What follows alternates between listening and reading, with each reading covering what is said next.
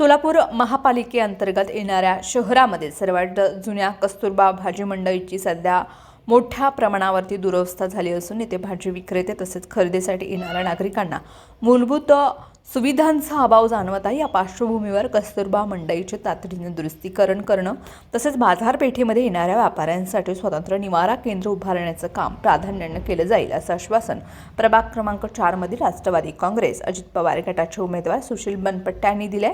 निवडणूक प्रचाराच्या निमित्तानं सुशील बनपट्टे आणि वडार गल्ली, sleeper colony, Neelanagar, Goranagar, Nagane Deshmukh apartment, Samrat Chowk या परिसरामधून पदयात्रा काढली।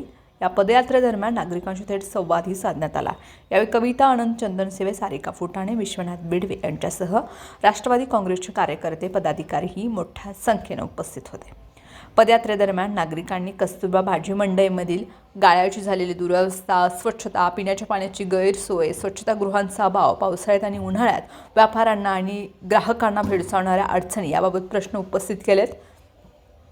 शहरातील सर्वात जुनी आणि महत्त्वाची असलेली भाजी मंडई दुर्लक्षित असल्याबाबत नागरिकांनी नाराजी व्यक्त केली। यावर प्रतिक्रिया देताना बनपट्टे म्हणाले, प्रभाग क्रमांक 4 हा केवळ लोकवस्तीचा भाग नसून तो एक महत्त्वाचा व्यापारी परिसर देखील आहे। त्यामुळे या भागात मुंबईच्या धर्तीवर व्यापाऱ्यांसाठी सुसज्ज निवारा केंद्र, स्वच्छतागृह, मूलभूत सुविधा उपलब्ध करून देण्याचा आमचा प्रयत्न राहील।